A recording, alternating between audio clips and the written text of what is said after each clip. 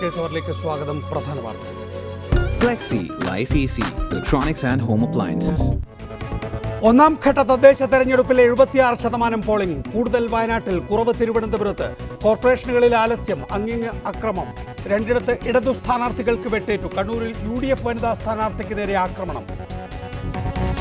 തദ്ദേശ തെരഞ്ഞെടുപ്പോടെ UDF ശിഥിലമാകുമെന്ന് പിണറായിയും കോടിയേരിയും. വെറും പഴംപാട്ടെന്ന് ഉമ്മൻചാണ്ടി. പിണറായിയുടെ സ്വപ്നമെന്ന് VM സുധീരൻ. രാഷ്ട്രീയ ചരിത്രം മാറ്റിമറിക്കുമെന്ന് BJP. ചക്കട്ടപ്പാറ കേസിൽ എളമരം കരീമിന് വിജിലൻസ് ക്ലീൻ ചിറ്റ് നൽകിയത് അത്ഭുതപ്പെടുത്തിയെന്ന് VM സുധീരൻ. പരിശോധിക്കുമെന്ന് രമേശ് ചെന്നിത്തല. കയർഫെഡ് അഴിമതി കേസിൽ ആരോപണം തള്ളി അരുൺകുമാർ. വെറും ഓലപ്പാമ്പെന്ന് VS. പരസ്യ പ്രതികരണത്തിന് DGP ജേക്കബ് തോമസിന് വീണ്ടും നോട്ടീസ്. ഉത്തർപ്രദേശിലെ തദ്ദേശ തെരഞ്ഞെടുപ്പിൽ BJPക്ക് കനത്ത തിരിച്ചടി. നേട്ടം BSPക്ക്. മഹാരാഷ്ട്രയിൽ ശിവസേന മുന്നേറ്റം. പ്രതിഷേധിക്കുന്ന എഴുത്തുകാരുമായി ചർച്ചയാകാമെന്ന് രാജ്നാഥ് സിംഗ്. 84-ൽ സിഖ് വിരുദ്ധ കലാപം നടത്തിയവർക്ക് സഹിഷ്ണുതയെക്കുറിച്ച് പറയാൻ എന്താവകാശമെന്ന് നരേന്ദ്രമോദി. അധോലോക കുറ്റവാളി ഛോട്ടാ രാജനെ മറ്റന്നാൾ ഇന്ത്യയിലേക്ക് കൊണ്ടുവന്നേക്കും. CBI സംഘം ബാലിയിൽ. വിട്ടുകിട്ടാനുള്ള നടപടി തുടങ്ങി. തദ്ദേശ തെരഞ്ഞെടുപ്പിന്റെ ഒന്നാം ഘട്ട വോട്ടെടുപ്പിൽ മികച്ച പോളിംഗ്. അവസാന കണക്ക് പ്രകാരം 76.2% പേർ വോട്ട് രേഖപ്പെടുത്തി. രതീഷ് വിവരങ്ങളുമായി. രതീഷ്, അവസാന കണക്ക്.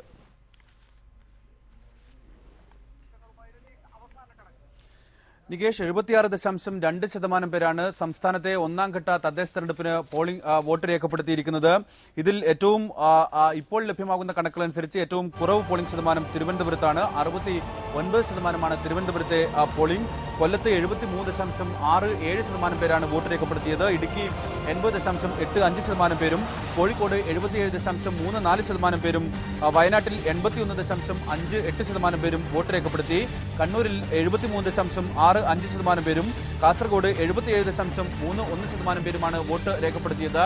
ഈ കണക്കുകളിൽ നാളെയോടുകൂടി വ്യത്യാസമുണ്ടാകും. കാരണം ഏറ്റവും അവസാനമായി മുഴുവൻ കണക്കുകളും എൻ്റർ ചെയ്തതിന് ശേഷം നാളെ രാവിലെ മാത്രമേ ഇനി കണക്കുകൾ പരിശോധിക്കേണ്ടതുള്ളൂ എന്നാണ് തെരഞ്ഞെടുപ്പ് കമ്മീഷന്റെ ഇപ്പോഴുള്ള തീരുമാനം. അതുകൊണ്ട് തന്നെ ഇക്കാര്യത്തിൽ ചില മാറ്റങ്ങൾക്ക് സാധ്യതയുണ്ട്.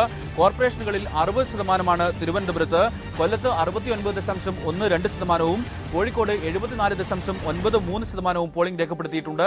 കണ്ണൂരിൽ 67.73% കോർപ്പറേഷനുകളിലെ പോളിംഗ്. ഏറ്റവും ഉയർന്ന പോളിംഗ് സംസ്ഥാനത്തെമ്പാടും രേഖപ്പെടുത്തിയത് മുനിസിപ്പൽ തലങ്ങളിലാണ്. 78.49% മുനിസിപ്പൽ തലങ്ങളിലെ പോളിംഗ് നില. ഗ്രാമപഞ്ചായത്ത് തലത്തിൽ 77.03%, കോർപ്പറേഷൻ തലത്തിൽ 67.95% പോളിംഗ് രേഖപ്പെടുത്തിയിരിക്കുന്നത്. ഏറ്റവും ഉയർന്ന പോളിംഗ് സംസ്ഥാനത്ത് തന്നെ ഒരു തദ്ദേശ സ്ഥാപനത്തിലെ ഏറ്റവും ഉയർന്ന പോളിംഗ് രേഖപ്പെടുത്തിയിരിക്കുന്നത് കണ്ണൂർ ജില്ലയിലെ ആന്തൂർ നഗരസഭയിലാണ്. ആന്തൂർ നഗരസഭയിൽ 91.84% പേർ വോട്ട് രേഖപ്പെടുത്തിയെന്നാണ് തെരഞ്ഞെടുപ്പ് കമ്മീഷന്റെ ഔദ്യോഗികമായ കണക്ക്. അവിടെ 14 സ്ഥാനാർത്ഥികൾ, ഇടത് സ്ഥാനാർത്ഥികൾ നേരത്തെ എതിരില്ലാതെ തെരഞ്ഞെടുക്കപ്പെട്ട സ്ഥലമായിരുന്നു ആന്തൂർ നഗരസഭ. മറ്റ് വാർഡുകളിലാണ് 91.84% പേർ അവിടെ വോട്ട് രേഖപ്പെടുത്തുകയും ചെയ്തിരിക്കുന്നത്. നികേഷ്. രതീഷ് തിരുവനന്തപുരത്ത് നിന്നും ഏറ്റവും പുതിയ പോളിംഗ് കണക്കാണ് രതീഷ് തിരുവനന്തപുരത്ത് നിന്നും നൽകിയത്. കയർഫെഡ് അഴിമതി കേസിൽ ആരോപണങ്ങൾ തള്ളി VA അരുൺകുമാർ. വിജിലൻസ് റിപ്പോർട്ടുകൾ ഇപ്പോൾ പുറത്തുവരുന്നത് എങ്ങനെയെന്ന് മനസ്സിലാകുന്നില്ലെന്ന് അരുൺകുമാർ പറഞ്ഞു. മകനെതിരെ വിജിലൻസ് കേസ് എന്ന ഓലപ്പാമ്പ് കാട്ടി ഭയപ്പെടുത്താൻ ശ്രമിക്കേണ്ടെന്ന് പ്രതിപക്ഷ നേതാവ് VS അച്യുതാനന്ദൻ വ്യക്തമാക്കി. VA അരുൺകുമാർ കയർഫെഡ് MD ആയിരിക്കെ ചേർത്തലയിൽ ഗോഡൌൺ നിർമ്മിച്ചതിൽ ക്രമക്കേടുണ്ടെന്നായിരുന്നു പരാതി. അരുൺകുമാറിനെ പ്രോസിക്യൂട്ട് ചെയ്യാൻ തെളിവുണ്ടെന്ന വിജിലൻസ് റിപ്പോർട്ട് പുറത്തു വന്നതോടെയാണ് വിഷയം രാഷ്ട്രീയ ചർച്ചയായത്. മകനെതിരായ വിജിലൻസ് കേസ് എന്ന ഓലപ്പാമ്പ് കാട്ടി ഭയപ്പെടുത്താൻ നോക്കേണ്ടെന്ന് പ്രതിപക്ഷ നേതാവ് VS അച്യുതാനന്ദൻ വ്യക്തമാക്കി. ഇതിന്റെ പേരിൽ ഉമ്മൻചാണ്ടിക്കും മാണിക്കുമെതിരായ പോരാട്ടത്തിൽ നിന്ന് പിന്മാറില്ല.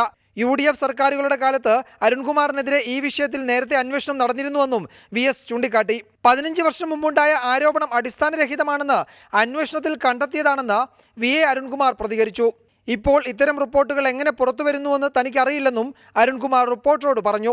15 വർഷം മുമ്പാണ് ഗോഡൌൺ നിർമ്മിച്ചത്.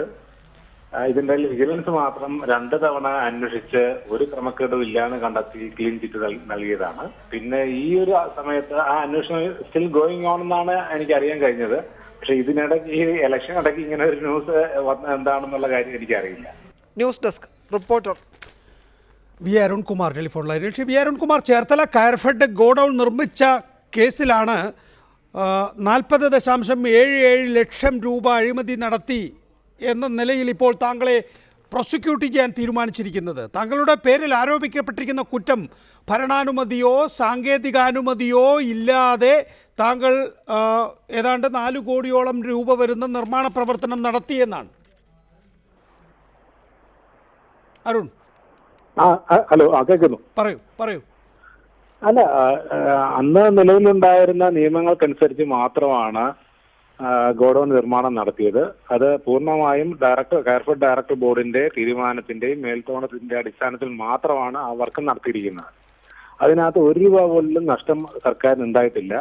ഞങ്ങൾ ഈ ഗോഡൌൺ നിർമ്മിക്കാൻ തന്നെ തീരുമാനിച്ചത് അന്ന് ഞങ്ങൾ ഏതാണ്ട് 20 ലക്ഷത്തോളം രൂപ പ്രതിമാസം വാടകയായി കയറും കയറുൽപ്പന്നങ്ങളും സംഭരിക്കാനായിട്ട് ചെലവാക്കിക്കൊണ്ടിരുന്നതിന്റെ അടിസ്ഥാനത്തിലാണ് ഒരു പുതിയ ഗോഡൌൺ നിർമ്മിക്കാൻ ഞങ്ങൾ തീരുമാനിച്ചത്.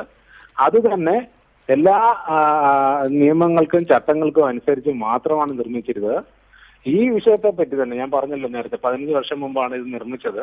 ഈ വിഷയത്തെ തന്നെ 2 പ്രാവശ്യം വിജിലൻസ് അന്വേഷിച്ചതാണ്. അതിലൊന്നും തന്നെ ഒരു ക്രമക്കേടും കണ്ടെത്തിയിട്ടില്ല.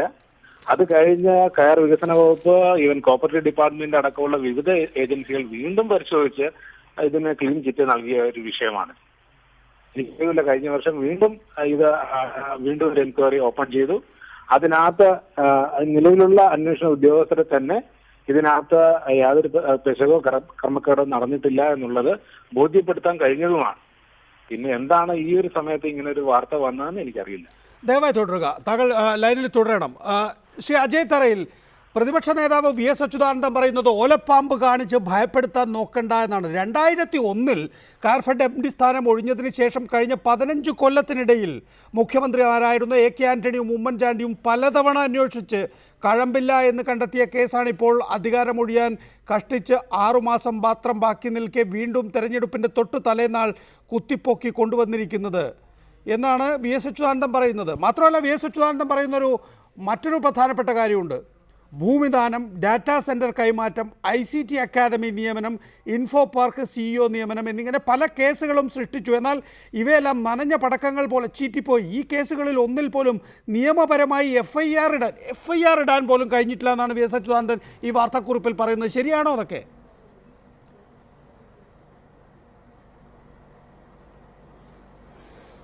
അല്ല, അച്യുതാനന്ദൻ ഓലപ്പാമ്പ് കാണിച്ച് വരട്ടുണ്ടെന്ന് പറഞ്ഞത് ഇത് 40 ലക്ഷം രൂപയുടെ ഒരു ആരോപണമായതുകൊണ്ടാണ്. അദ്ദേഹം 5 കോടി രൂപയുടെ കരീമിൻ്റെ ഒരു അഴിമതിയെക്കുറിച്ചാണെങ്കിൽ അദ്ദേഹം യഥാർത്ഥ പാമ്പാണെന്ന് പറയും. ഇത് 40 ലക്ഷം രൂപയായതുകൊണ്ട് ഓലപ്പാമ്പ് എന്ന് പറയുന്നു. ഏതായാലും വിജിലൻസ് പ്രോസിക്യൂട്ട് ചെയ്യാൻ തീരുമാനിച്ചപ്പോൾ FIRഉം ചാർജ് ഷീറ്റും കൊടുക്കാൻ നിവൃത്തിയില്ലല്ലോ. അത് ഫേസ് ചെയ്യട്ടെ. ഒരു നീതിയല്ലേ വേണ്ടത്? ഇവിടെ KM മാണിയുടെ കേസ് വന്നപ്പോഴും പാം ഓയിൽ കേസ് വന്നപ്പോഴും മറ്റെല്ലാ കേസിലും നിയമത്തിന് വഴിക്ക് പോവുകയും കോടതി കയറി ഇറങ്ങുകയും ചെയ്ത അച്യുതാനന്ദൻ എന്തിനാണ് ഇത്രയേറെ അസഹിഷ്ണുത പ്രകടിപ്പിക്കേണ്ട ആവശ്യമില്ലല്ലോ. അഴിമതി എന്ന് പറയുന്നത് 40 ലക്ഷമാണെങ്കിലും 400 രൂപയാണെങ്കിലും 400 കോടിയാണെങ്കിലും അഴിമതി ഒരേ തടകലും ഒരേ ശിക്ഷയുമാണ് അഴിമതിക്ക്. അതുകൊണ്ട് അച്യുതാനന്ദൻ ഒരു ജുഡീഷ്യൽ സ്കൂട്ടറിക്ക് വിധേയമാകാൻ തൻ്റെ മകനെ പറഞ്ഞയക്കേണ്ടതാണ് ആവശ്യം. അല്ലാതെ പ്രസ്താവന യുദ്ധത്തിലൂടെ ഇതിനെ തിരിച്ച് പ്രതികരിക്കുകയല്ല വേണ്ടത് എന്നാണ് എനിക്ക് അഭിപ്രായമുള്ളത്. ശ്രീ അരുൺകുമാർ, ഇന്ന് താങ്കളെ പ്രോസിക്യൂട്ട് ചെയ്യാനുള്ള വാർത്തയും എളമരം കരീമിനെ ഒഴിവാക്കിയ വാർത്തയും ഒന്നിച്ചാണ് വരുന്നത്. ഇതിലെന്തെങ്കിലും ഗൂഢോദ്ദേശം ഉള്ളതായി തോന്നുന്നുണ്ടോ താങ്കൾക്ക്, VS അച്യുതാനന്ദൻ്റെ മകൻ എന്നുള്ള നിലയിൽ? അല്ല, ഞാൻ അതിനെപ്പറ്റി കമന്റ് പറയുന്നില്ല. രാഷ്ട്രീയപരമായ കാര്യങ്ങളെ പറ്റി ഞാനിപ്പോൾ കമന്റ് ഒന്നും പറയുന്നില്ല നികേഷ്. അങ്ങനൊന്നും ഉള്ളതായിട്ട് എനിക്ക് തോന്നുന്നില്ല. VS അച്യുതാനന്ദനെ ഈ ഘട്ടത്തിൽ പിടിക്കുക എന്നൊരു ലക്ഷ്യം കോൺഗ്രസിനെ സംബന്ധിച്ചിടത്തോളം, UDF സർക്കാരിനെ സംബന്ധിച്ചിടത്തോളം ഉണ്ടോ? അതിൻ്റെ ഇരയാണോ താങ്കൾ? തീർച്ചയായും എനിക്ക് അങ്ങനെയാണ് തോന്നുന്നത്. അതല്ലെങ്കിൽ ഈ ഒരു സമയത്ത് ഇങ്ങനെ ഒരു ന്യൂസ്, ഞാൻ പറഞ്ഞല്ലോ അന്വേഷണം നടക്കുന്ന ഒരു ഘട്ടമാണ്. ആ ഘട്ടത്തിൽ ഇങ്ങനെ ഒരു ന്യൂസ് തികച്ചും ആ ഒരു രീതിയിൽ എന്നെ ചിന്തിപ്പിക്കുകയാണ്. ശ്രീ അജയ് തറയിൽ, തലസ്ഥാനം ആക്രമിക്കുക, ഹെഡ്ക്വാർട്ടേഴ്സ് തന്നെ ആക്രമിക്കുക എന്ന ലക്ഷ്യത്തിൻ്റെ പുറത്താണോ VSന്റെ മകനെ പിടിച്ചിരിക്കുന്നത്? ഇമാതിരി ഉടായ്പിന് പോകാതെ എളമരം കരീമിൻ്റെ പേരിൽ ഇതിനേക്കാൾ ഗുരുതരമായ ആക്ഷേപങ്ങൾ ഉണ്ടായിരുന്നല്ലോ. ആക്ഷേപങ്ങൾ സുകേശൻ അന്വേഷിക്കുന്നു, അന്വേഷണ ഉദ്യോഗസ്ഥൻ എന്നുള്ള നിലയിൽ ഇതിൻ്റെ കാലപരിധി കഴിഞ്ഞു എന്ന് റിപ്പോർട്ട് കൊടുക്കുന്നു. വിൻസെന്റ് പോൾ അത് അംഗീകരിക്കുകയും ചെയ്യുന്നു, സർക്കാരിൻ്റെ അടുത്തേക്ക് എത്താൻ പോവുകയാണ്. എന്താണ് രണ്ട് നീതി? രണ്ടും പ്രതിപക്ഷത്തെ കേസായിട്ടാണല്ലോ നിങ്ങൾ കാണേണ്ടത്.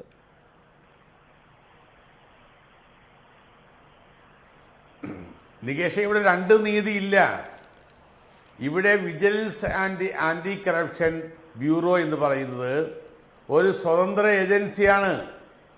അവർ അരുൺകുമാറിനെയാണോ, അച്യുതാനന്ദൻ്റെ മകനാണോ, അല്ലെങ്കിൽ ഇളമരം കരീമാണോ, വലിയ കരീമാണോ, വൻമരം കരീമാണോ എന്നൊന്നും അവർ നോക്കിയിട്ടില്ല. അവരവരുടെ കേസിൻ്റെ അന്വേഷണത്തിൻ്റെ പ്രൊസീഡിങ്സിൻ്റെ ഭാഗമായി പറഞ്ഞിരിക്കുന്നു. പിന്നെ വാർത്തകൾ പുറത്തു വരുന്നതിനെ കുറിച്ച്, വാർത്തകൾ കെ എം മാണിയെക്കുറിച്ചുള്ള അന്വേഷണം നടക്കുമ്പോൾ എല്ലാ വാർത്തകളും പുറത്തു വന്നുകൊണ്ടിരുന്നില്ലേ? ഇവിടെ പ്രോസിക്യൂട്ടർ അനുമതി തേടിയിരിക്കുകയാണ്. നിസ്സാര കാര്യമല്ല ഇത്, ഓലപ്പാമ്പൊന്നുമല്ല. പ്രോസിക്യൂഷൻ അനുമതി എന്ന് പറഞ്ഞാൽ FIR ഇട്ട് കേസ് രജിസ്റ്റർ ചെയ്യാൻ പോകുന്നു. അങ്ങനെ കേസ് രജിസ്റ്റർ ചെയ്താൽ പിന്നെ വിജിലൻസിന് യാതൊരു കാര്യവുമില്ല. അച്യുതാനന്ദനും മകനും കൂടി സത്യം എന്താണ് എന്ന് ഈ വിജിലൻസ് കോടതിയിൽ ബോധിപ്പിച്ചു കൊള്ളട്ടെ. അരുൺകുമാറിനെതിരായ കേസ് 2001 കയർഫെഡ് MD സ്ഥാനം ഒഴിഞ്ഞു. ഇപ്പോൾ 2015 ആയിരിക്കുന്നു. സ്വാഭാവികമായും 14 വർഷമായി അരുൺകുമാർ തെറ്റ് ചെയ്തിട്ടുണ്ട് എങ്കിൽ ശിക്ഷിക്കപ്പെടണം എന്നുള്ള കാര്യത്തിൽ ആർക്കും ഒരു തർക്കവുമില്ല.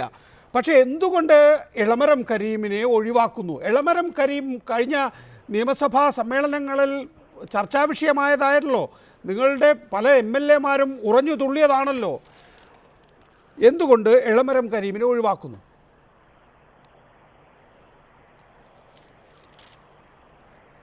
അല്ല, ഇളമരം കരീമിനെ മനഃപൂർവ്വം ഒഴിവാക്കിയതാണെങ്കിൽ ആ ഒഴിവാക്കാൻ കഴിയാത്ത പോലെയുള്ള നിയമയുദ്ധങ്ങളിലേക്ക് ഞങ്ങൾ പോകും.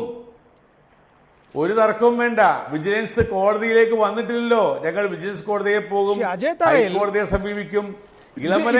പോലീസാണ് നിങ്ങളുടെ കയ്യിലൊന്നും അല്ലേ ഈ ഉദ്യോഗസ്ഥന്മാർ? നിങ്ങൾക്ക് നാണമില്ലേ?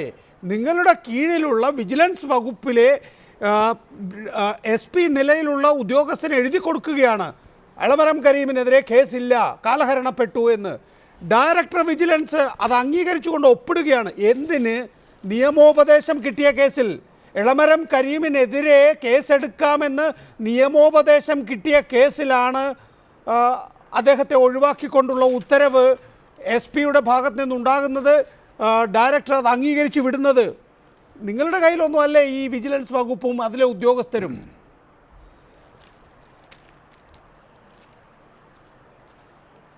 അത് ഞങ്ങളുടെ കയ്യിലാണെന്ന് ആരും പറഞ്ഞു? ഞങ്ങളുടെ കയ്യിലല്ല vigilance and anti corruption bureau. ശരി, അങ്ങനെയാണെങ്കിൽ നിഷ്പക്ഷമായിട്ടാണോ ആ കാര്യങ്ങൾ നടന്നത്? അവര് നീതി ചെയ്താൽ, ശരി, നീതിപൂർവമാണോ അത് നടന്നത്? അല്ല, അവർ നീതി ചെയ്താൽ ഞങ്ങൾ അതിനെ പിന്തുണക്കും. അനീതിയാണ് കാണിക്കുന്നത്, നീതിയാണോ ചെയ്തത്? ഞങ്ങൾ ചോദ്യം ചെയ്യും. അജയ് തറയിൽ നീതിയാണോ ചെയ്തത്? വിൻസെന്റ് പോളും സുകേശനും ചേർന്ന് എളമരം കരീമിന്റെ കേസിൽ നീതിയാണോ ചെയ്തത്? അതെന്തോ നിഗൂഢതയുണ്ട്, അതിലൊരു നിഗൂഢതയുണ്ട്. ആ നിഗൂഢതയെ കുറിച്ചാണ് ഇപ്പോൾ. ആ നിഗൂഢതയാണ് ഞാൻ ചോദിക്കുന്നത്. എങ്ങനെയാണ് UDF സർക്കാർ അധികാരത്തിലിരിക്കുമ്പോ, രമേശ് ചെന്നിത്തല ആഭ്യന്തര വിജിലൻസ് മന്ത്രിയായിരിക്കുമ്പോൾ ഇങ്ങനെയുള്ള നിഗൂഢതകൾ നടക്കുന്നത്? നിങ്ങളുടെ സ്വന്തം മന്ത്രിയെ പ്രോസിക്യൂട്ട് ചെയ്യാൻ തീരുമാനിക്കുക, എന്നിട്ട് പഴയ മന്ത്രിയെ വെറുതെ വിടുക, നിയമോപദേശം ഉണ്ടായിട്ട് പോലും എന്ന നിലയിൽ കാര്യങ്ങൾ എന്ന് പറയുമ്പോൾ ശരിയാണ്, കാര്യങ്ങളെല്ലാം കൈവിട്ടു പോകുന്ന ഘട്ടമാണിത്. ഭരണത്തിൻ്റെ അവസാന നാളുകളിൽ ഇനി വരാൻ പോകുന്ന അത് LDF ആണ് എന്ന് തോന്നുന്നുകൊണ്ടാണോ ഉദ്യോഗസ്ഥന്മാർ ഇങ്ങനെയൊക്കെ കാണിക്കുന്നത്?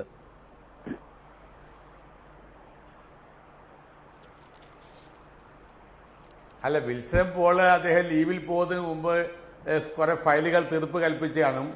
അതിനകത്തുണ്ടായ സംഭവം എന്തായാലും ഈ ഇളമരം കരീമിനെ വെറുതെ വിടുന്ന പ്രശ്നമില്ല. ഇത് സുപ്രീം കോടതിയിൽ പോകേണ്ടി വന്നാലും പോകേണ്ട സ്ഥലങ്ങളിൽ ഞങ്ങൾ പോകും.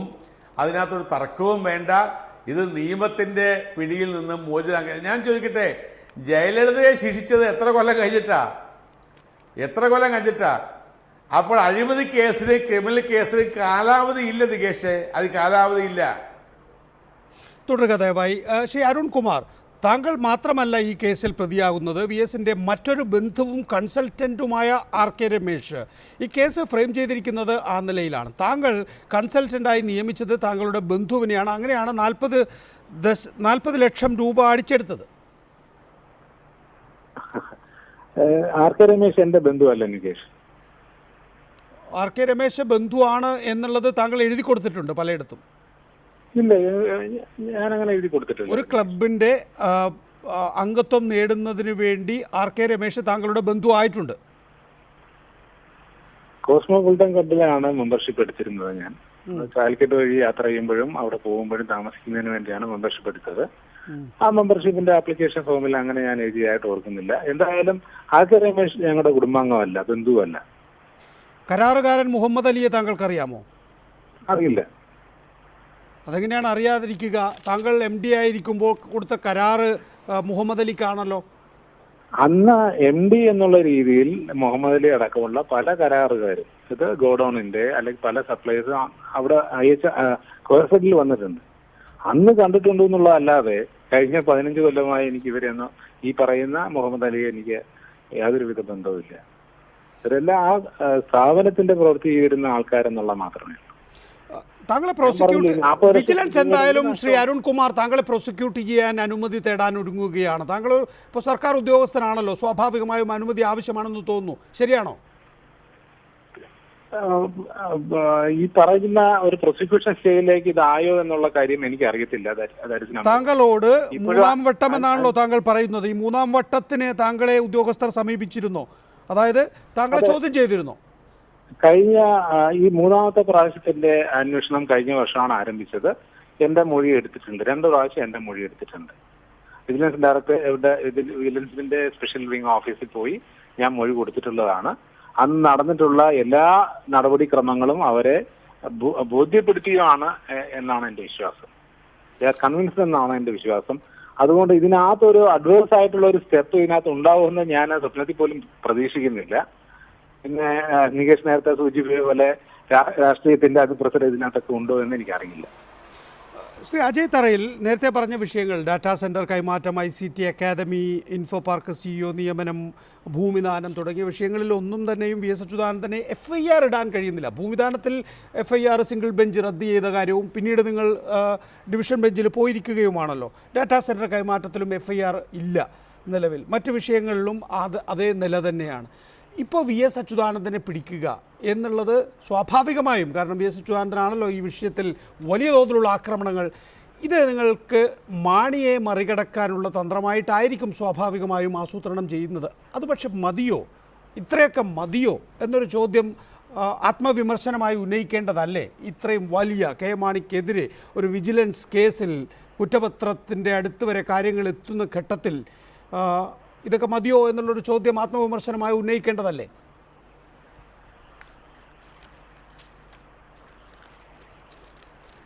നികേഷ്, നമ്മുടെ ആഭ്യന്തരമന്ത്രി ശ്രീ രമേശ് ചെന്നിത്തല വളരെ വ്യക്തമായി പറഞ്ഞു, രാഷ്ട്രീയ പകപോക്കലിന് വേണ്ടി ഇത്തരം കാര്യങ്ങൾ ഉപയോഗിക്കുന്ന പ്രശ്നമില്ല എന്ന് അദ്ദേഹം പറയുകയുണ്ടായി.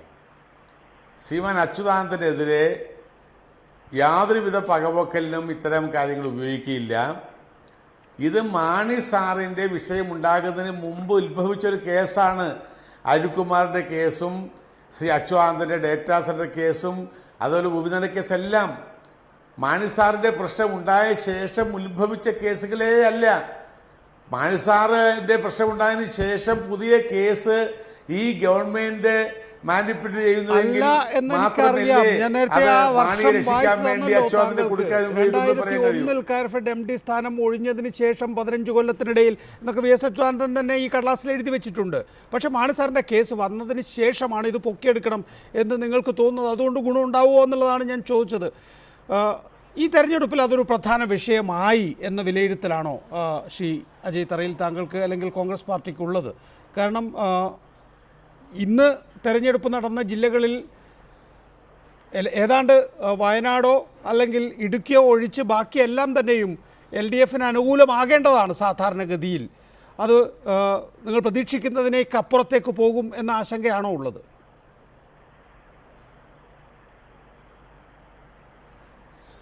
നികേഷേ, ഈ KM മാണിക്കെതിരെയുള്ള വിജിലൻസ് കോടതിയുടെ വിധി വന്നപ്പോൾ നിങ്ങൾക്ക് തന്നെ ഉണ്ടായ ഒരു വലിയ രാഷ്ട്രീയമായ അവസ്ഥയിൽ നിന്നും ശ്രീ ഇളമരം കരീമിൻ്റെയും ശ്രീ അരുൺകുമാറിൻ്റെയും വിജിലൻസിൻ്റെ റിപ്പോർട്ടുകൾ പുറത്തു വന്നപ്പോൾ വ്യത്യസ്തമായ സമീപനമുണ്ടായി. അപ്പോൾ അതൊന്നുമല്ല, കേരള രാഷ്ട്രീയത്തിൽ ഇതൊന്നും ചർച്ച ചെയ്യുന്ന വിഷയമല്ല, ഇതല്ല അവരുടെ വിഷയം. ഇവിടെ വികസന അജണ്ടയാണ്, UDFിൻ്റെ വികസന അജണ്ടയാണ് ലോക്കൽ ബോഡി തെരഞ്ഞെടുപ്പിൽ പറയുന്നത്. അത് ലോക്കൽ ബോഡി തെരഞ്ഞെടുപ്പിൽ UDFിന് അനുകൂലമായിരിക്കും.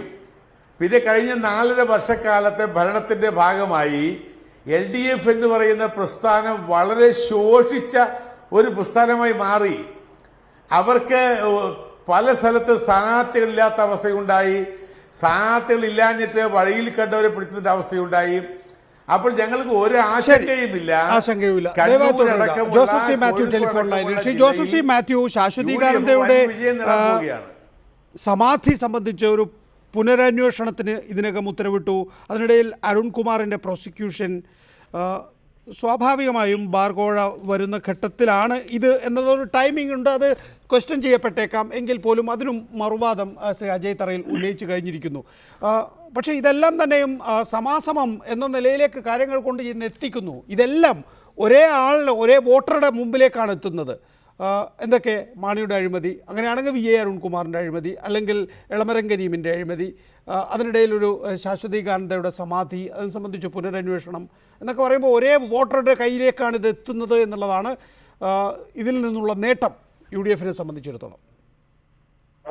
നികേഷ്, ഇവിടെ ഒരു വലിയ ടീമിംഗ് അപ്പാണ് നടക്കുന്നത്. നിങ്ങൾ പറയുന്ന പോലെ ബാർകോഴയുടെ ഒരു റെപ്ലിക്കേഷൻ, അതിനുള്ളൊരു റീറ്റാലിയേഷൻ മാത്രമാണ് ഇതെന്ന് ഞാൻ കരുതുന്നില്ല. ഇത് നേരത്തെ ശ്രീ അജയ് തറയിൽ പറഞ്ഞ പോലെ ഇത് ഇന്നും ഇന്നലെയും തുടങ്ങിയതുമല്ല. VS അച്യുതാനന്ദൻ ഈ UDFിന്റെ അഴിമതിക്കെതിരായിട്ട് നിരവധി പേരുടെ അഴിമതിക്കെതിരായിട്ട് നിരവധി വിഷയങ്ങൾക്ക് VS പൊരുതിയിട്ടുണ്ട്. ആ പോരാട്ടം നടക്കുന്ന എല്ലാ ഘട്ടത്തിലും ഇവര് ഇത് ഉപയോഗിച്ചിട്ടുണ്ട്. ഇവർ കൊണ്ടുവന്നതിന്റെ ഒരു ലിസ്റ്റാണ് VS പറഞ്ഞത്. അദ്ദേഹത്തിനെതിരായി കൊണ്ടുവന്ന കേസുകളുടെ കാര്യമാണ് അദ്ദേഹം പറഞ്ഞത്. അതിലൊന്നും ഇവർക്ക് നിയമപരമായി നിലനിൽക്കുന്ന ഒരു FIR ഇടാൻ പോലും കഴിഞ്ഞില്ല എന്നുള്ളതാണ് അദ്ദേഹം ചൂണ്ടിക്കാണിച്ചത്. മകനെതിരായിട്ടും പോലും ഇവര് പറഞ്ഞു. അത് രണ്ടും വ്യത്യസ്തമാണ്. അതിനെ പൊളിറ്റിക്കലായി കൗണ്ടർ ചെയ്യേണ്ട കാര്യം പോലും VSനില്ല. എന്നാൽ പോലും മകനെതിരായിട്ടും കഴിഞ്ഞ ഗവൺമെന്റിന്റെ VS മുഖ്യമന്ത്രി ആയിരിക്കെ അന്ന് പ്രതിപക്ഷ നേതാവായിരുന്ന ശ്രീ ഉമ്മൻചാണ്ടി ആരോപണങ്ങൾ ഉന്നയിച്ചപ്പോൾ അദ്ദേഹം പറഞ്ഞത്, എഴുതി തന്നാൽ നിങ്ങൾ പറയുന്ന ഉദ്യോഗസ്ഥനെ കൊണ്ട് ഇത് അന്വേഷിപ്പിക്കാമെന്നാണ്. ലോട്ടറി കേസിൽ ഇടപെട്ടു എന്നുള്ള കാര്യം CBIക്ക് അന്വേഷിക്കണമെന്ന് ആവശ്യപ്പെട്ടുകൊണ്ട് CBIക്കും കേന്ദ്ര ഗവൺമെന്റിനും കത്തയച്ച മുഖ്യമന്ത്രിയാണ് VS അച്യുതാനന്ദൻ. അപ്പൊ ഇവര് അധികാരത്തിൽ വന്നു, ലോകായുക്ത അന്വേഷിച്ചാൽ പോരാന്ന് പറഞ്ഞ് വിജിലൻസിനെ ഏൽപ്പിച്ചു. എന്തായി എന്ന് നമുക്കറിയാം. 10-12 ആരോപണം നിയമസഭയിൽ ശ്രീ വിഷ്ണുനാഥ് ഉന്നയിച്ചു. എന്തായി എന്ന് നമുക്കറിയാം. അതുകൊണ്ട് ഇവര് നിയമപരമായി നിലനിൽക്കാത്ത ആരോപണങ്ങൾ ഉന്നയിക്കുന്നു എന്ന് മാത്രമല്ല, ഇവര് ചെയ്തുകൊണ്ടിരിക്കുന്ന കാര്യങ്ങൾ ആവർത്തിച്ച് വീണ്ടും ഒരേ മിസ്റ്റേക്ക് ചെയ്യുകയാണ്. നേരത്തെ നികേഷ് പറഞ്ഞ പോലെ ശാശ്വതാനന്ദൻ പറഞ്ഞ 2 മാസത്തിനകം എഴുതി തള്ളാനുള്ള ആരോപണമാണ്. ഇന്നിപ്പോൾ CBI അന്വേഷണം ആവശ്യപ്പെട്ടുകൊണ്ട് പ്രതിസ്ഥാനത്ത് ആരോപിക്കപ്പെടുന്ന ഒരാൾ തന്നെ കോടതിയിൽ പോയിട്ടുണ്ട്. എന്തിനാണെന്ന് നമുക്കറിയാം. ആ കേസ് തള്ളിക്കഴിഞ്ഞാൽ പിന്നെ ഇത് വരില്ല. there is a teaming up. അതാണ് ഞാൻ പറയുന്നത്. ഈ മൈക്രോ ഫൈനാൻസ് അഴിമതി എന്ന് പറയുന്നത് അന്വേഷിച്ചാൽ എത്തി നിൽക്കുന്നത് എവിടെയാണെന്ന് നമുക്കറിയാം. പിന്നോക്കക്ഷേമ വകുപ്പിന്റെ പണം എടുത്ത് ഡൈവേർട്ട് ചെയ്യാനായിട്ട് ആരാണ് അനുമതി കൊടുത്തത്? അപ്പൊ ഈ ആരോപണങ്ങളെല്ലാം വരുന്നിടത്ത് there is a nexus.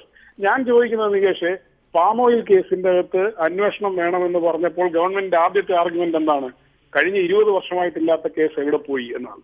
അപ്പൊ മുഖ്യമന്ത്രി ആയിരിക്കുന്ന ആൾക്കുള്ളതിനേക്കാൾ ഒരു അക്കൗണ്ടബിലിറ്റി പ്രതിപക്ഷ നേതാവിന്റെ മകന് വേണം എന്ന് UDF തന്നെ പറയുന്നെങ്കിൽ അത് നല്ല കാര്യം.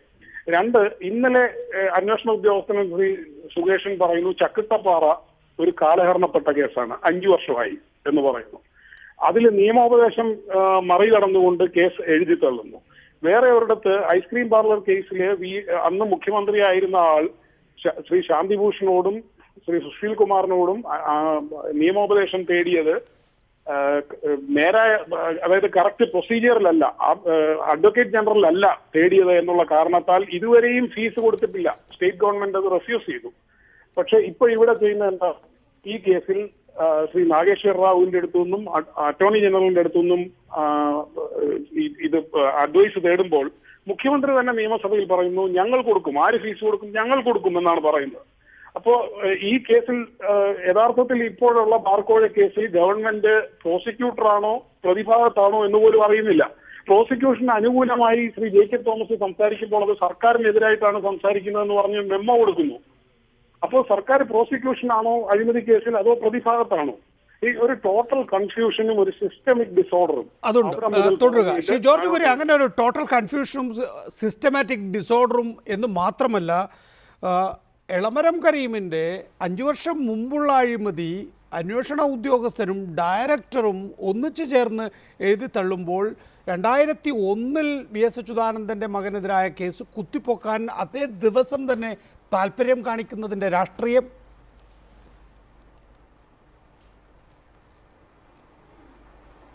തീർച്ചയായിട്ടും അരുൺകുമാർ എന്തെങ്കിലും തെറ്റ് ചെയ്തിട്ടുണ്ടെങ്കിൽ ശിക്ഷിക്കണം. പക്ഷേ ഇതിൻ്റെ അകത്തൊരു പാക്കേജ് ഉണ്ട്.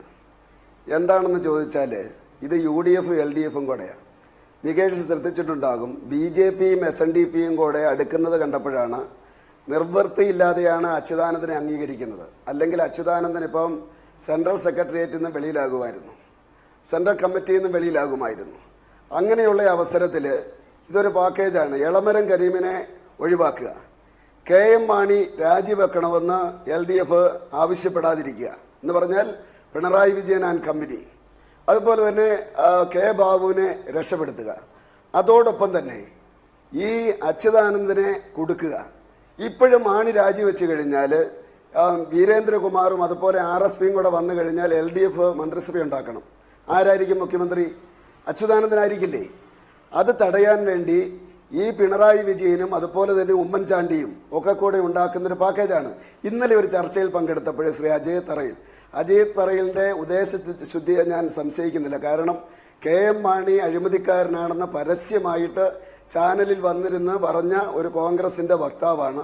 അദ്ദേഹത്തെ അപ്പോൾ ഈ കറുത്ത സെല്ലോ ടേപ്പ് വായിൽ ഒട്ടിച്ചിട്ട് മാറ്റി നിർത്തുകയാണ് ചെയ്തത്.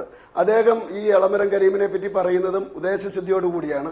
പക്ഷേ നാളെ അത് കോൺഗ്രസ്സുകാർ പറയും, അന്ന് VM സുധീരൻ പറഞ്ഞത് അജയ് തറയിൽ പറഞ്ഞു പോകുന്നു ഞങ്ങളുടെ നയമല്ല എന്നാണ് പറഞ്ഞത്. ഇന്നലെ അജയ് തറയിൽ എന്നോടൊരു കാര്യം പറഞ്ഞു വേറൊരു ചാനലിൽ, ഇതിനെപ്പറ്റി കൂടുതൽ മനസ്സിലാക്കണമെന്ന്. ഇന്നാണത് മനസ്സിലായത്, ഒരു പാക്കേജാണ്. അതായത് അച്യുതാനന്ദനെ മൂലയിൽ പരിപാടിയാണ്. അത്യാവശ്യം BJP SNDP ആ സഖ്യം ഉണ്ടാകുന്ന അവസരത്തിൽ അതിനെ തടയാൻ കമ്മ്യൂണിസ്റ്റുകാർക്ക് വേണ്ട. അത് കഴിഞ്ഞാൽ കമ്മ്യൂണിസ്റ്റുകാർക്ക് വേണ്ട, അതിന് ഉമ്മൻചാണ്ടിയുടെ സഹായം വേണം. അദ്ദേഹം എന്നും സത്യം പറയുന്ന ആളാണ്. KM മാണി അഴിമതിക്കാരനാന്ന് പറഞ്ഞ ആളാണ്. അല്ല, അതെ ഇവിടെ കോടിയേരി ബാലകൃഷ്ണൻ പറയുന്നത് BJPയും കോൺഗ്രസും തമ്മിൽ പാക്കേജ് എന്ന്, ഇവർ പറയുന്നു കോൺഗ്രസും ഇടതുപക്ഷവും തമ്മിൽ പാക്കേജ് എന്ന്. ഇത് പറയാൻ വേണ്ടി പറയുന്ന ഒരു പാക്കേജാണ്. ഇവിടെ കേരളത്തിൽ ഞങ്ങൾ BJP അല്ലല്ലോ ഞങ്ങളുടെ ശത്രു. കേരളത്തിൽ ഞങ്ങളുടെ രാഷ്ട്രീയ ശത്രു. ഇവിടെ ശ്രീ ജോർജ് കുര്യൻ പറയുന്നതിന് അടിസ്ഥാനമുണ്ട്. 2001 കേസ് കാലഹരണപ്പെടുന്നില്ല, 5 വർഷം മുമ്പുള്ള കേസ് കാലഹരണപ്പെടുന്നു. അപ്പം നിങ്ങളും, അതായത് കോൺഗ്രസ് പാർട്ടിയും CPMലെ ഔദ്യോഗിക വിഭാഗവും തമ്മിൽ എന്തോ ചില ഇൻഡാസുകൾ നടക്കുന്നുണ്ടോ എന്നുള്ളതാണ്. നികേഷ, ഇത് മന്ത്രി തലത്തിലുള്ള തീരുമാനമല്ലോ, ഇത് പൊളിറ്റിക്കൽ ഡിസിഷൻ അല്ലല്ലോ. ഇത് വിജിലൻസിന്റെ തീരുമാനങ്ങളും വിജിലൻസിന്റെ റിപ്പോർട്ടിങ്ങും അല്ലേ. വിജിലൻസ് റിപ്പോർട്ടിങ് നമ്മൾ എന്തിനാണ് കൈകടത്താൻ നിൽക്കുന്നത്? വിജിലൻസിന്റെയും CBIയുടെയും അന്വേഷണങ്ങൾക്ക് പല രീതിയിലുള്ള റിപ്പോർട്ടിംഗ് ഉണ്ടാവും. നമ്മളെല്ലാം അത് അന്വേഷിക്കാൻ കഴിയുമോ? നമ്മൾക്ക് നമ്മുടെ താല്പര്യങ്ങൾക്കും നമ്മുടെ ഇൻട്രസ്റ്റുകൾക്കും വിരുദ്ധമാണെങ്കിൽ നിയമപരമായി അതിനെ വീണ്ടും കേസ് നടന്നുകൊണ്ടിരിക്കുമ്പോഴാണ് ആഭ്യന്തര വിജിലൻസ് മന്ത്രി രമേശ് ചെന്നിത്തല ഫേസ്ബുക്കിൽ പോസ്റ്റ് ഇട്ടത്. എന്തൊക്കെ സമ്മർദ്ദങ്ങൾ അതിജീവിച്ചിട്ടാണ് ഞാൻ ജീവിക്കുന്നതെന്ന് അറിയാമോ എന്ന്. ആ സമ്മർദ്ദങ്ങൾ ഇവിടെ ഉണ്ടാകില്ലേ? സ്വാഭാവികമായും എളമരം കരീം വിളിക്കുന്നുണ്ടാവും രമേശ് ചെന്നിത്തലയെ, പിണറായി വിജയൻ വിളിക്കുന്നുണ്ടാവും രമേശ് ചെന്നിത്തലയെ.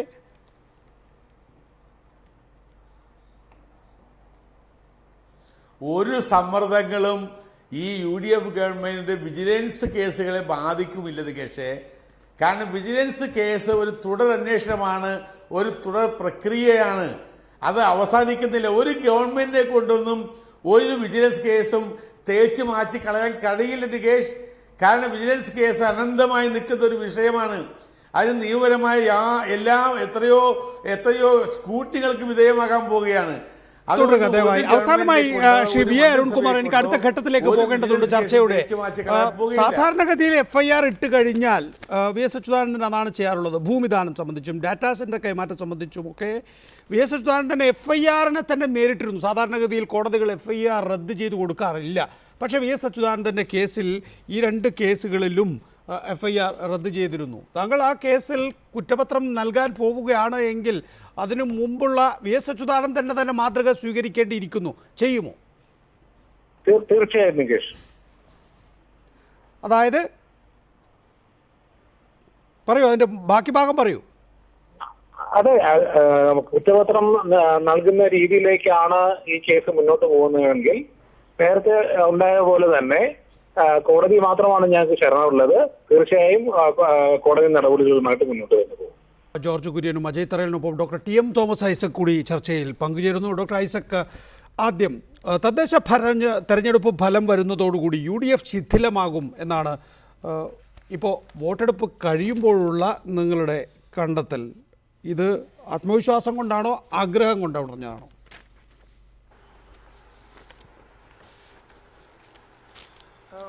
ആത്മവിശ്വാസം കൊണ്ട് തന്നെയാണ്, ആഗ്രഹത്തിൻ്റെ അല്ല. കാരണം UDF അജയ് തറയിൽ എന്തൊക്കെ പറഞ്ഞാലും ഇതുപോലെ ഇമേജ് തകർന്നിട്ടൊരു കാലമില്ല. അവരുടെ വോട്ട് വളരെ ഗണ്യമായിട്ട് കുറയും. പക്ഷെ അരുവിക്കരയിൽ നിന്ന് വ്യത്യസ്തമായിട്ട് വേറൊന്ന് സംഭവിക്കാൻ പോകുന്നു. അരുവിക്കരയിൽ UDF-ൻ്റെ വോട്ടിങ്ങിൽ വന്ന കുറവ് രാജഗോപാലിൻ്റെ വോട്ടായിട്ട് മാറി. അതുകൊണ്ടാണ് അവർ ചുളുവിൽ അങ്ങ് ജയിച്ചു വന്നത്. എന്നാൽ ഇന്ന് കേരളത്തിൽ വന്നിരിക്കുന്നൊരു മാറ്റം, BJP വലിയൊരു വിഡിത്തം കാണിച്ചു. BJP വെള്ളാപ്പള്ളി നടേശനെ കേരളത്തിൻ്റെ മുഖ്യമന്ത്രിയായിട്ട് പ്രഖ്യാപിച്ചു.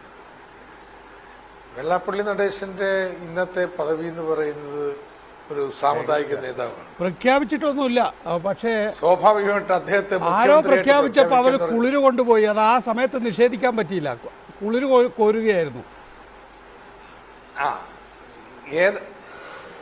ഏതായാലും കുറച്ച് നാൾ എടുത്തല്ലോ. ഇത് മറ്റു സമുദായങ്ങളൊക്കെ കേരളത്തിലുണ്ടല്ലോ, അവരെ സംബന്ധിച്ചിടത്തോളം അത് ദഹിക്കാൻ വലിയ പ്രയാസം. അതുകൊണ്ട് BJP-യുടെ ഈ കടന്നുവരവ് ഒന്ന് മതന്യൂനപക്ഷങ്ങൾക്കിടയിൽ വലിയ ആശങ്കയുണ്ടാക്കിയിട്ടുണ്ട്. അത് ഉമ്മൻചാണ്ടിയുടെ മൗനം അവരെ കൂടുതൽ ഇടത്തോട്ട് നീക്കിയിട്ടുണ്ട്. 2, ഈ ബീഫ് വിവാദം ഉണ്ടല്ലോ. കേരളത്തിലെ വിദ്യാസമ്പന്നരായ ഇടത്തരക്കാർ, ബുദ്ധിവിഭാഗം തുടങ്ങിയവരിൽ അത് ഇടതുപക്ഷത്തോട് കൂടുതൽ അടുപ്പിക്കുന്നതിന് സഹായിച്ചിട്ടുണ്ട്. ഈ ഒരു പശ്ചാത്തലത്തിൽ ഈ തെരഞ്ഞെടുപ്പ് LDF-ന് അനുകൂലമാകും. അത് UDF-ന്റെ വലിയ ആന്തരിക വൈരുദ്ധ്യങ്ങളിലേക്ക് നയിക്കും എന്നത് തീർച്ചയാണ്. ഡോക്ടർ ഐസക്, 1% കൂടുതൽ വോട്ട് 2010 നിന്ന് വ്യത്യസ്തമായി കുറവാണ് ഇത്തവണ രേഖപ്പെടുത്തിയിട്ടുള്ളത്. അതിൽ തന്നെ കണ്ണൂരാണ് വല്ലാതെ കുറഞ്ഞിട്ടുള്ളത്. ഈ പോളിംഗ് ശതമാനത്തിലെ കുറവ് എങ്ങനെയാണ് പൊതുവെ തെരഞ്ഞെടുപ്പിനെ ബാധിക്കുക? അത് LDF-ന് ദോഷകരമാകാനിടയുണ്ടോ?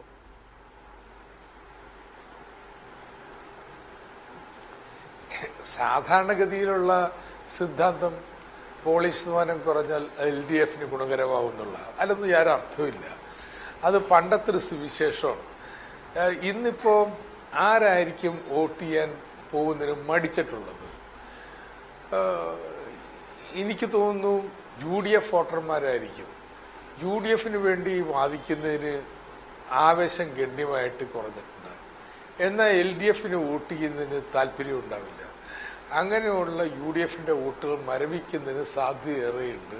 അതുകൊണ്ട് ഞാൻ പറയാം, UDF-ന്റെ വോട്ടിങ് കുറച്ച് മരവിച്ചിട്ടുണ്ട്. അത് പോളിങ്ങിനെ ബാധിച്ചിട്ടുണ്ട്. അത് LDF-ന് ഗുണകരം. 5-ാം തീയതി കഴിഞ്ഞാൽ മാത്രമേ നമുക്കൊരു ഹൃദയം തുറന്ന ചർച്ചയ്ക്ക് നേതാക്കന്മാരെ കിട്ടൂ എന്ന് അറിഞ്ഞുകൊണ്ട് തന്നെയാണ് ഞാൻ ഈ ചർച്ച തുടരുന്നത്. ശ്രീ ജോർജ് കുര്യൻ, കാസർഗോഡും തിരുവനന്തപുരത്തും 2 ജില്ലകൾ നിങ്ങളെ സംബന്ധിച്ചിടത്തോളം സ്വാധീന മേഖലകളാണ്. അതിൽ തന്നെ കുറച്ച് പഞ്ചായത്തുകൾ, കാസർഗോഡ് 3 പഞ്ചായത്തുകൾ, തിരുവനന്തപുരത്ത് കുറച്ച് കോർപ്പറേഷൻ വാർഡുകൾ. ഇതാണല്ലോ നിങ്ങളുടെ പ്രതീക്ഷ. അതിനപ്പുറത്ത് കടന്ന് പറയല്ലേ, അതുകൊണ്ട് പ്രത്യേകിച്ച് കാര്യമൊന്നുമില്ല. ഒരു ശുഭാപ്തി വിശ്വാസം എന്താണ്? ഒരു ആത്മാർത്ഥമായി ഞങ്ങൾക്ക് ഇതാണ് നേടാൻ കഴിയുക എന്ന നിലയിലുള്ള ശുഭാപ്തി വിശ്വാസം. അല്ല നികേഷേ, നമ്മൾ മുമ്പേ പറഞ്ഞതിൻ്റെ തുടർച്ചയാണ് ശ്രീ തോമസ് ഐസക് പറഞ്ഞത്. BJP പറയുന്ന അതേ കാര്യം അദ്ദേഹം പച്ചയായിട്ട് ജാതിയാണ് പറഞ്ഞത്. 2006 ഇതേ കാര്യം കൊണ്ടാണ് അവർ അച്യുതാനന്ദനെ മുഖ്യമന്ത്രി സ്ഥാനാർത്ഥിയാക്കാൻ മടിച്ചത്. അതാണ് BJP പറയുന്നത്. തോമസ് ഐസക് പച്ചയായിട്ട് ഇപ്പോൾ ഇവിടെ വന്നിരുന്ന് പറഞ്ഞത് ശരി, ഇതാണ് ജാതിയാണ് പറഞ്ഞത്. അതാണ് കേരള രാഷ്ട്രീയത്തിൽ വഴിത്തിരിവായത്. അതാണ് ഇപ്പൊ ഈ പാക്കേജിന്റെ പ്രതീക്ഷകൾ പറയും. ഇളമരം രക്ഷപ്പെടുന്നു. അച്യുതാനന്ദന്റെ മകനെതിരെ കേസ്. BJPയുടെ പ്രതീക്ഷകൾ പറയൂ. തിരുവനന്തപുരത്ത് ഏറ്റവും വലിയ ഒറ്റക്കക്ഷി ആകുമെന്ന് O രാജഗോപാൽ രാവിലെ പറയുകയുണ്ടായി. പിന്നീട് ഞാൻ VV രാജേഷിനോട് ചോദിച്ചപ്പോൾ 15 സീറ്റ് പോലും രാജേഷിന് ഉറപ്പില്ല.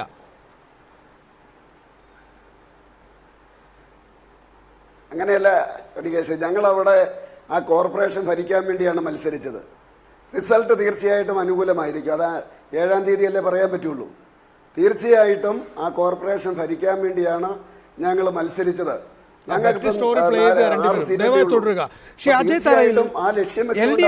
മേൽക്കൈയുള്ള 6 ജില്ലകൾ തിരുവനന്തപുരം, കൊല്ലം, കോഴിക്കോട്, പിന്നെ ഏതൊക്കെയാ?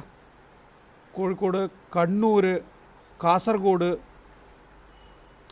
ഇടുക്കി, വയനാട് മാത്രമാണ് നിങ്ങൾക്ക് ഏതാണ്ട് സ്വാധീനമുള്ള 2 ജില്ലകൾ. ഏതാണ്ടല്ല, ഇടുക്കിയും വയനാടും നല്ല സ്വാധീനമുള്ള നല്ല 2 UDF ജില്ലകളാണ്. ബാക്കിയുള്ള ജില്ലകളെല്ലാം തന്നെയും LDFന് ഒപ്പമാണ്. നേരത്തെ ഡോക്ടർ ഐസക് പറഞ്ഞത് ഈ ബീഫ് അടക്കമുള്ള വിഷയങ്ങളിൽ അല്പം ഇടതുപക്ഷ ചിന്ത വിദ്യാഭ്യാസമുള്ള ചെറുപ്പക്കാർക്കും ഒപ്പം തന്നെ ന്യൂനപക്ഷ വിഭാഗങ്ങൾക്കും ഒക്കെ ഉണ്ടാക്കിയിട്ടുണ്ട് എന്നാണ്. ഒരു സത്യസന്ധമായ നിഗമനത്തിലെത്താമോ ഷിയാജി ഇത്രയിൽ താങ്കൾക്ക്?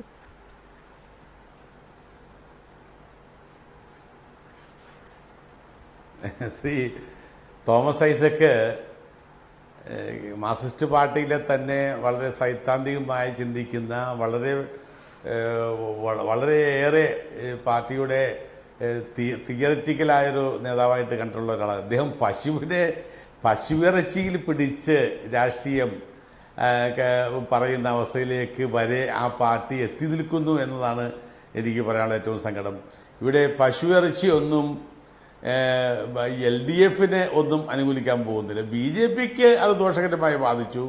പശുവിറച്ചിക്കെതിരെ ഉള്ള ഒരു നിലപാട് സ്വീകരിച്ച ഗവൺമെൻറ്, കേരള ഹൗസിൽ എടുത്ത കാര്യങ്ങളെക്കുറിച്ചെടുത്ത ഗവൺമെൻറ് ജനങ്ങൾ പിന്തുണക്കുന്നുണ്ട്. അത് എങ്ങനെയാണ് LDFന് ഗുണം ചെയ്യുക എന്നെനിക്കറിയില്ല.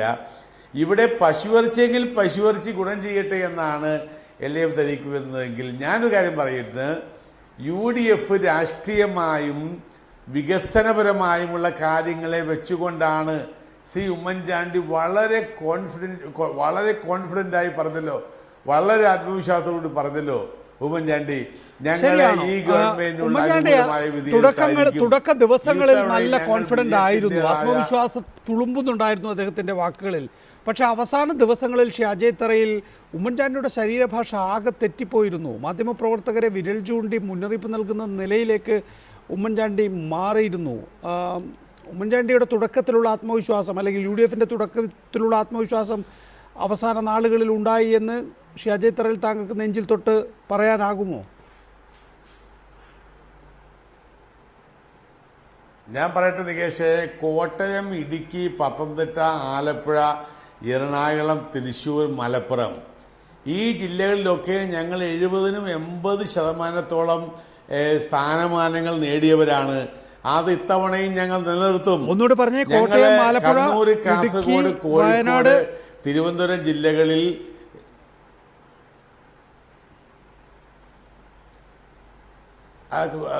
വയനാട്, ഇടുക്കി, മലപ്പുറം, പാലക്കാട്, മറിച്ച് ട്രിവാൻഡ്രം, കൊല്ലം, കണ്ണൂർ, കാസർഗോഡ് ജില്ലകളിൽ UDF 10 മടങ്ങ് ശക്തി പറഞ്ഞു. കാരണം ആ പ്രദേശങ്ങളിലുള്ള CPMൻ്റെ ശക്തി, ഞാൻ ഒരു തർക്കത്തിന് വേണ്ടി പറയുന്നതല്ല, ശ്രീ തോമസ് ഐസക് അടക്കമുള്ള ആളുകൾ അനലൈസ് ചെയ്തിട്ടുള്ള കാര്യമാണ്. CPMൻ്റെ ശക്തി ക്ഷയിച്ചു പോയിരിക്കുന്നു. അതിന് മറ്റ് പല കാരണങ്ങളുമുണ്ട്. അത് ഇവിടെ തുടരുക. ഡോക്ടർ ഐസക്, ഈ കോട്ടയം, ഇടുക്കി, വയനാട്, മലപ്പുറം തുടങ്ങിയ ജില്ലകളിലെല്ലാം തന്നെയും എങ്ങനെ പിടിക്കാനാണ് UDF എന്നാണ് എനിക്ക് മനസ്സിലാകാത്തത്. ഒന്ന്, കോൺഗ്രസ് അവിടെ ശക്തമാണ്. രണ്ട്, ഈ കോട്ടയം ആയിക്കോട്ടെ, ഇടുക്കി ആയിക്കൊള്ളട്ടെ, മലപ്പുറത്തായിക്കൊള്ളട്ടെ, സഖ്യശക്തികളുടെ ഒരു ബലത്തിൽ അങ്ങോട്ട് UDF ഒരു കാരണവശാലും നിങ്ങൾക്ക് ചോദ്യം ചെയ്യാൻ പോലും പറ്റാത്ത ശക്തിയായി മാറിയിരിക്കുന്നു. ഇടുക്കിയിൽ കഴിഞ്ഞ ലോക്സഭാ തെരഞ്ഞെടുപ്പിന്റെ കാലഘട്ടത്തെ കാലാവസ്ഥ തന്നെ തുടരുകയാണ്. ആ രാഷ്ട്രീയ കാലാവസ്ഥയും അവിടെ ഇല്ല ഇപ്പോൾ. UDF അവിടത്തെ അത് തന്നെയാണ് ഡിറ്റോ റിപ്പറ്റീഷൻ വരുമെന്നാണ് എൻ്റെ വിലയിരുത്തൽ. UDF വലിയ തിരിച്ചടി അതുകൊണ്ട് ഉണ്ടാവുകയാണ്. മലപ്പുറത്തുള്ളത് ഇന്നിപ്പോൾ ഏതാണ്ട് പൂർണ്ണമായിട്ടും UDF പിടിയിലാണ്. നിസ്സാര 10-12 സീറ്റ് പഞ്ചായത്ത് അംഗമുണ്ടോ CPM-നുള്ളൂ. എന്നാൽ ഇന്ന് ഇത്തവണത്തെ തെരഞ്ഞെടുപ്പിൽ നിങ്ങൾ വേറിട്ടല്ലേ മത്സരിച്ചത്. അതിൻ്റെയൊക്കെ ഫലങ്ങൾ എന്താണെന്ന് നമുക്ക് കാത്തിരുന്ന് കാണാം. UDF ഒരുമിച്ച് നിന്ന് കഴിഞ്ഞാൽ വലിയൊരു ശക്തി തന്നെ. പക്ഷെ നിങ്ങൾ ഭിന്നിച്ച് നിന്ന് അന്യോന്യം വാരുമ്പോഴുണ്ടല്ലോ, ആ ഫലം പണ്ടത്തെ റിപ്പീറ്റ് ചെയ്യണമെന്നില്ല. ഇതില് കോട്ടയത്തിന്റെ കാര്യത്തിൽ കഴിഞ്ഞ തവണയല്ല അജയ് തറയിൽ PK കുഞ്ഞാലിക്കുട്ടിയുടെ വാർത്താ സമ്മേളനത്തിൽ കുഞ്ഞാലിക്കുട്ടി പറയുന്നത് കഴിഞ്ഞ തവണ 5-6 ഇടങ്ങളിലേ ഉണ്ടായിരുന്നുള്ളൂ. PK കുഞ്ഞാലിക്കുട്ടി തന്നെ പറയുന്നത് ഇത്തവണ 22 പഞ്ചായത്തുകളിലും ഒരു മുനിസിപ്പാലിറ്റിയിലും എന്നാണ്. ബാക്കി എത്രയിടത്തുണ്ടാവും സൗഹൃദ മത്സരം? അല്ല, അതൊരു പ്രധാനപ്പെട്ട ചോദ്യമൊന്നുമല്ല. ഡോക്ടർ ഐസക്, ഇങ്ങനെയൊക്കെ ആണെങ്കിൽ തന്നെയും ഈ പറയുന്ന ജില്ലകളിൽ അനിഷേധ്യ ശക്തിയായി തുടരുന്നു. ശരിയാണ്, CPM കേരളത്തിലെ ഏറ്റവും വലിയൊരു രാഷ്ട്രീയ പാർട്ടിയാണ്. നല്ല കേഡർ സംവിധാനം നിങ്ങൾക്കുണ്ട്. അത് പോരാ എന്നുള്ള തിരിച്ചറിവ് നിങ്ങൾക്കില്ലേ? അതുകൊണ്ടല്ലേ ശ്രീ പിണറായി വിജയനൊക്കെ തന്നെയും ഓരോ തെരഞ്ഞെടുപ്പ് കഴിയും തോറും പറയുന്നത് ഈ തെരഞ്ഞെടുപ്പ് കഴിയുമ്പോഴേക്കും UDF ശിഥിലമാകും, എന്നിട്ട് അത് ശിഥിലമായിട്ട് വേണമല്ലോ നിങ്ങൾക്ക് അവിടുന്ന് കുറച്ച് ശക്തി ഇങ്ങോട്ടേക്ക് സംഭരിക്കാൻ. ഈ ആഗ്രഹ പ്രകടനമല്ലാതെ ഒന്നും നടക്കുന്നില്ല എന്നുള്ളതാണ് ഉമ്മൻചാണ്ടിയുടെ മറുപടി. മലർപ്പൊടിക്കാരൻ്റെ സ്വപ്നമായി VM സുധീരൻ കാണുന്നു. സ്വപ്നം കാണാൻ എല്ലാവർക്കും അവകാശമുണ്ട്, അതിന് പിണറായി വിജയന് നിഷേധിക്കുന്നില്ല. ഈ തെരഞ്ഞെടുപ്പിൽ ഇടതുപക്ഷം നേരിടുന്ന ഏറ്റവും പ്രധാനപ്പെട്ട വെല്ലുവിളി, ഇതുവരെ കേരളത്തിൽ ക്ലച്ച് പിടിക്കാത്ത BJP ഈ ജാതി സാമുദായിക നേതാക്കന്മാരെ പാട്ടിലാക്കിക്കൊണ്ട് ഇടതുപക്ഷത്തിൻ്റെ അണികളിൽ നിന്ന് വോട്ട് ചോർത്താനുള്ള ശ്രമമാണ്. അതുവഴി അവർ ജയിക്കത്തില്ല. പക്ഷെ UDF ജയിപ്പിക്കുക എന്നുള്ളതാണ്. ഇവരെ ആരെതിർക്കുന്നോ UDF ജയിപ്പിക്കൽ തന്നെയാണ്. കോലീബി ഉണ്ടാക്കി എങ്ങനെ ജയിപ്പിച്ചോ അതുപോലെ ഇന്നിപ്പോൾ ഇവരെ കൂട്ടുപിടിച്ച് LDF വോട്ട് വാങ്ങി ജയിപ്പിക്കാനുള്ള ശ്രമമാണ്. കാരണം അവരുടെ ചിന്ത വെച്ച് കഴിഞ്ഞാൽ LDF ദുർബലപ്പെട്ടാൽ അവർക്ക് ഈ കേരളത്തിൽ എന്തെങ്കിലും ഒരു 4 സീറ്റ് മേടിക്കാൻ പറ്റും. ഈ തെരഞ്ഞെടുപ്പിന്റെ പ്രാധാന്യം പ്രസക്തി എന്ന് പറയുന്നത് ഈ ജാതി രാഷ്ട്രീയത്തിന് അവസാനമാണ്. ഈ BJPക്ക് ഇങ്ങനെയെല്ലാം കൂട്ടുപിടിച്ച് ഈ പണിയൊക്കെ ചെയ്താലും കേരളത്തിൽ LDF തോൽപ്പിക്കാൻ കഴിയില്ല എന്ന് വരുന്നതോടുകൂടി ഈ ജാതി രാഷ്ട്രീയത്തിന്റെ ഈ കുതിച്ചുകയറ്റമുണ്ടല്ലോ, അതിന് വിരാമമാവും. അത് തന്നെയായിരിക്കും വരാൻ പോണ നിയമസഭാ തെരഞ്ഞെടുപ്പിൽ ഇടതുപക്ഷത്തിന് ഏറ്റവും അനുകൂലമായ അന്തരീക്ഷം സൃഷ്ടിക്കാം. തുടരുക. ബീഹാറിലെ കാര്യം നമുക്ക് 8-ാം തീയതി അറിയാം. ശ്രീ ജോർജ് കുര്യൻ, വലിയ പുരോഗതിയൊന്നും കാണുന്നില്ല ഈ നിലയാണ് പോകുന്നതെങ്കിൽ. ഇന്ന് 2 ഫലം വന്നു. ഒന്ന്, ഉത്തർപ്രദേശിലെ പഞ്ചായത്ത് തെരഞ്ഞെടുപ്പ്. അവിടെ ഏറ്റവും വലിയ കക്ഷി ഒരു സീറ്റ് പോലും ലോക്സഭാ തെരഞ്ഞെടുപ്പിൽ കിട്ടാത്ത BSP ആണ്. രണ്ടാമതെത്തുന്നത് സമാജ്വാദി പാർട്ടിയാണ്. വാരണസിയിലടക്കം 3-4 സീറ്റ്, 60 സീറ്റുകളിൽ 4 സീറ്റുകളിൽ മാത്രമാണ് BJPക്ക് ജയിക്കാൻ കഴിഞ്ഞിട്ടുള്ളത്. മഹാരാഷ്ട്രയിൽ അവിടെ നിങ്ങൾ ഒറ്റക്കക്ഷിയായി, ഏറ്റവും വലിയ കക്ഷിയായി ഇപ്പോൾ ശിവസേനയാണ് അവിടെ മുന്നിലെത്തി നിൽക്കുന്നത്. AK ആൻ്റണി എല്ലാ വാർത്താ സമ്മേളനങ്ങളിലും തുടരെ പറയുന്നുണ്ട് ഒരു കുമിളയുടെ കാര്യം. ആ കുമിളയായി പോകുമോ ഈ തെരഞ്ഞെടുപ്പിലും നിങ്ങൾ, അതായത് തദ്ദേശ ഭരണ തെരഞ്ഞെടുപ്പിലും BJP? അല്ല നികേഷേ, ലോക്സഭാ ഇലക്ഷന് ശേഷം നടന്ന ബൈ ഇലക്ഷനുകളിൽ ഭാരതീയ ജനതാ പാർട്ടി തോക്കുകയല്ലേ ചെയ്തത്? അതിന് ശേഷമല്ലേ 4 സംസ്ഥാനങ്ങളിൽ ഭാരതീയ ജനതാ പാർട്ടി ജയിച്ചത്? ഇന്ത്യയുടെ ചരിത്രത്തിൽ എവിടെയെങ്കിലും അധികാരത്തിൽ വരുന്ന പാർട്ടി എപ്പോഴും ജയിച്ചുകൊണ്ടിരിക്കണമെന്നുണ്ടോ? അങ്ങനെയല്ലല്ലോ, ജയിക്കുകയും തോക്കുകയും ചെയ്തു. നികേഷ് ഉൾപ്പെടെ പറഞ്ഞതല്ലേ ലോക്സഭാ ഇലക്ഷൻ കഴിഞ്ഞ് അതിൻ്റെ ചൂട് മാറുന്നതിനുള്ള മുമ്പുള്ള ബൈ ഇലക്ഷനുകളിൽ ഇതാ BJP എല്ലായിടത്തും തോറ്റിരിക്കുന്നുവെന്ന്. പിന്നീട് വരുന്ന നിയമസഭാ ഇലക്ഷനിൽ BJP ജയിക്കുകയാണ് ചെയ്തത്. എനിക്ക് ഇവിടത്തെ പറ്റി ഒരു കാര്യം പറയാനുണ്ട്.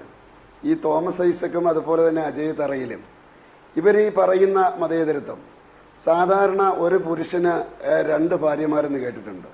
കേരള രാഷ്ട്രീയത്തിൽ ഇപ്പോൾ 2 പുരുഷന്മാർക്ക് ഒരു സ്ത്രീയാണ്. മുസ്ലിം ലീഗിൻ്റെ അവസ്ഥ ഏതാ? ചില സ്ഥലങ്ങളിൽ അവർ LDFിൻ്റെ കൂടെ നിൽക്കുന്നു, ചില സ്ഥലങ്ങളിലൂടെ അവർ കോൺഗ്രസിൻ്റെ കൂടെ നിൽക്കുന്നു. CK അനുസ്മരണത്തിൽ രമേശ് ചെന്നിത്തല പറഞ്ഞതാണ് കേരളത്തിലെ ഏറ്റവും വലിയ വർഗീയ പാർട്ടി എന്ന് പറയുന്നത് അത് മുസ്ലിം ലീഗാണെന്ന്. അതുപോലെ തന്നെ പിണറായി വിജയൻ പറഞ്ഞില്ലേ താലിബാനിസത്തിൻ്റെ ആൾക്കാരാണ് ഈ മുസ്ലിം ലീഗെന്ന്. ഇപ്പോൾ അവർ ഒരുമിച്ച് നിൽക്കുകയല്ലേ, ഇത് ജനങ്ങൾ കാണുന്നില്ലേ? അത് തന്നെയല്ല, ഈ തോമസ് ഐസക് സാറ് ആദ്യം തുടങ്ങിയപ്പം തന്നെ ജാതിയാണ് പറഞ്ഞത്. ഈ വെള്ളാപ്പള്ളി നടേശൻ്റെ ജാതി കണ്ടിട്ട് മറ്റ് ജാതിക്കാർക്ക് ഇഷ്ടപ്പെടുന്നില്ല. അത് 2006 കാര്യം ഞാൻ പറഞ്ഞു. മറ്റൊന്ന്, ഈ ബീഫ് സംഭവം ഭാരതീയ ജനതാ പാർട്ടിക്ക് ദൂഷ്യമല്ല ചെയ്തത്. പക്ഷേ അതിനെപ്പറ്റി പറയണമെങ്കിൽ 5-ാം തീയതി 5 മണിക്ക് ശേഷമേ അതിനെപ്പറ്റി പറയാൻ സാധിക്കുകയുള്ളൂ. അതിനെപ്പറ്റി ഞങ്ങൾ വിശദീകരിക്കാം. ഈ 5-ാം തീയതി ഒരുപാട് പേരുടെ കാര്യങ്ങൾ കേൾക്കേണ്ടവരാണ് ഞങ്ങൾ. ഒരുപാട് പേരുടെ ഇതിനകം സ്വകാര്യമായി സംസാരിക്കുന്നവരെല്ലാം പറയുന്നത് 5 കഴിയട്ടെ എന്നാണ്. 5 കഴിയുമ്പോൾ ഇതൊന്നും താങ്ങാൻ ഞങ്ങൾക്ക് ശക്തിയില്ല ശ്രീ ജോർജ് കുര്യൻ. അതുകൊണ്ട് ഒരു അഡ്വാൻസ് മേടിക്കട്ടെ താങ്കളുടെ ഭാഗത്ത്.